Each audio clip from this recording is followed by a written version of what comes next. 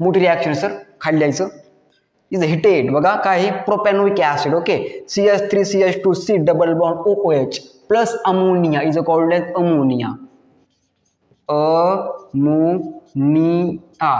Heated give to ammonium propanoate CH3CH2C double bond ONH4 is called ammonium propanoate plus or heated.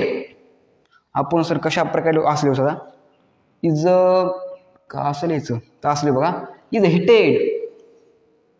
आपण sir hit केलं hit काय केलं आपण sir heated केलं hit मग तापवलं okay heat give to